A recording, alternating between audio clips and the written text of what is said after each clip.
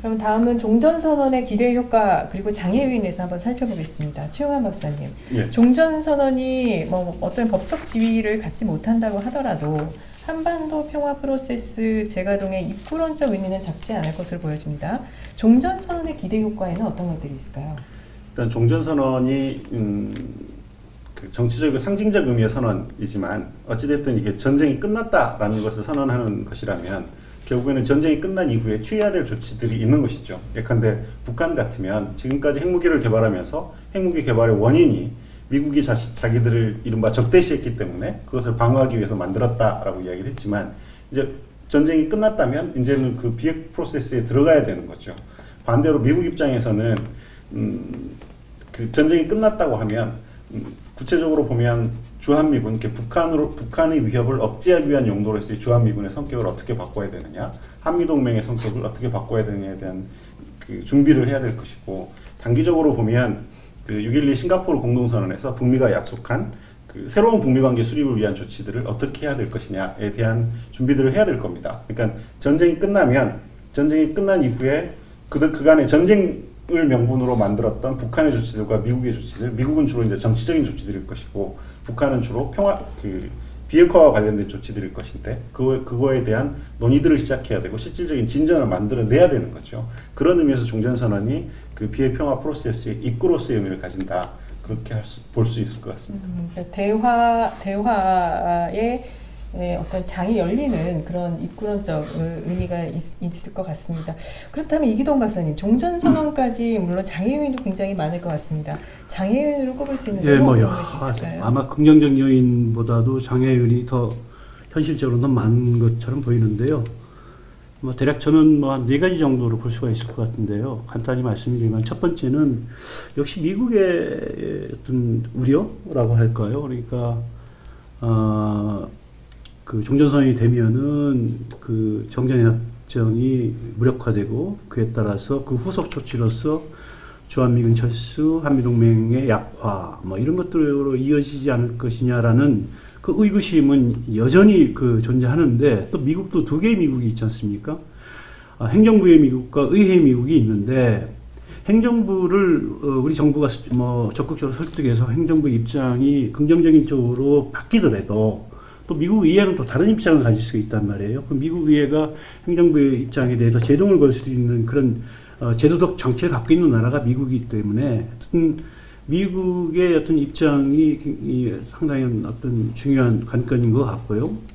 다행히 최근에 나오는 동향을 보면 좀 신중하긴 하지만 그래도 좀 긍정적 흐름 쪽으로 가는 경향이 있어 보여서 좀 아무래도 다행이다라는 생각이 들고, 역시 마찬가지로 동일한 입장에서 이제 우리 국내에 또 종전선언에 대한 그 반대하는 여론들이 만만치가 않지 않습니까? 그러니까 이제 미국의 우려 플러스 알파로서 이제 이른바 우리 국내의 여론은 이제 안보 공백 우려죠. 그러니까 미국은 주한미군 철수하느냐 마느냐의 문제이지만 우리 한국 국내 여론은 주한미군 철수됐을 때의 안보 공백을 우려하는 그런 여론들이 만만치가 않고, 이걸 어떻게 설득해 나갈 것인가가 중요하다는 거고요. 두 번째는 앞에서 얘기 나왔지만은 북한이 이제 선결 조건을 요구하고 있지 않습니까? 근데 그 선결 조건 요구 중에 가장 흥미롭고 우리가 주목해서 봐야 될 부분이 이른바 군비 증강을 중단하라는 거죠. 사실 뭐 지금까지 보면은 남북한의 현격한 국력 격차가 존재하고 있고, 그 중에서 그 유일하게 군사력 부분만 이제 북한이 뭐 우위적 입장으로 볼 수도 있는데요. 남쪽이 막강한 경제력을 바탕으로 해서 군비 증강을 지속적으로 추진했을 때 북한의 입장에서는 이게 남북 사이에 군사적 균형을 가져온다든가 또는 역전 현상이 가져왔을 때는 한반도에 있어서의 완전한 국력 격차가 발생이 되는 거죠. 이런 부분들은 사실 북한으로서는 우려가 되지 않을 수 없는 상황인 거죠. 뭐 이런 측면들도 아마 우려 하나의 북한이 선뜻 나서기 어려운 그런 측면들이 있었을 것 같고요. 세 번째는 일본입니다. 과거 뭐 하노이 협상이나 싱가포르 협상을 때 보면은 일본이 집요하게 미국을 설득을 해가지고 이런 비핵 평화 프로세스의 진전을 좀 방해하려는 노력들을 지속적으로 전개해 왔거든요. 이게 일본은 기본적으로 한반도에서의 현상 유지를 원하지 현상 변경을 원하지 않는다는 것을 단적으로 보여주는 사례입니다. 그러나 그렇게 본다라면은 종전선언이라는 것은 한반도에서의 현상 유지보다는 현상 변경 쪽에 가깝고 그러한 현상 변경은 일본의 국가 이익에 도움이 되지 않는다라는 그런 전략적인 판단을 했을 것이고 그렇게 본다라면 일본이 이거 바이든 행정부를 대상으로서 종전선언에 대한 집요한 그 방해를 할 수 있을 것이라는 것을 우리가 짐작할 수 있을 것 같고요.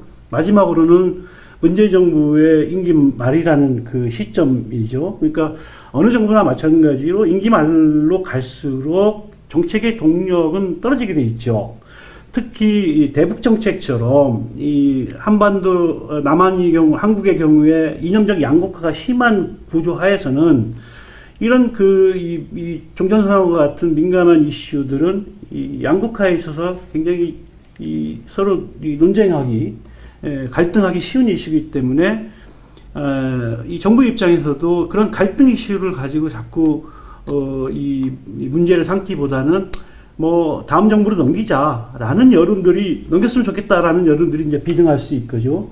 그렇게 되면 이제 정책 동력이 떨어지는 측면들이 있을 것 같아요. 뭐 그렇게 한 4개 정도로 말씀드릴 수 있을 것 같습니다. 한 가지만 보완해서 말씀드리면 2018년 상황하고 2021년 상황을 비교해 보면 될 것 같은데요. 2018년 상황이라고 한다 그러면 이제 비핵평화 프로세스가 잘 진전될 것이라는 긍정적 전망이 우세한 상황이죠. 그러니까 비핵 프로세스가 잘 진전될 것 같은 상황에서 종전선언은 전체 프로세스의 속도를 내는 촉매제 역할을 하는 종전선언이었고 저는 그때 가능성이 좀 있다고 봤습니다. 그런데 지금 종전선언은 교착상태 해소를 위한 종전선언이잖아요. 그러니까 교착상태가 해소되더라도 그 이후의 프로세스가 시간이 얼마나 걸릴지 불투명한 상황에서는 종전선언이 강력한 동력을 가지기가 좀 어려운 측면이 있습니다. 그러니까 이게 정치적이고 상징적인 선언이라고 하더라도 종전을 선언했으면 평화협정까지 기간이 최대한 짧아야 뭔가 좀 전체 프로세스가 잘 굴러갈 텐데 지금 우리가 그런 전망을 만들어낼 수 있느냐 하는 게 사실은 종전선언 성패와 관련돼서도 되게 중요한 것 같습니다. 많은 분들이 그 종전선언에 대해서 우려하고 있는 부분 중에 하나를 역시 주한민국 철수하고 이렇게 연기를 시키는 부분이라고 생각을 합니다. 이기동 박사님, 종전선언과 주한미군 철수와의 그 연관성 한번 좀 정리를 한번 해주시죠. 앞에 간단히 언급을 했습니다만은 종전선언과 주한미군 철수는 별개의 문제입니다. 그렇게 얘기하면 종전선언이라는 것은 그 전쟁 상태를 끝내자라는 선언이기 때문에 법적 구속력을 갖지는 않습니다. 그래 주한미군이라는 것은 국제법적인 구속력을 갖고 있는 겁니다. 그러니까 한미 간의 상호 방위 조약을 통해서 주한미군이 주둔을 하고 있는 것이고 그 한미 간의 방위 조약은 주권적 사항입니다.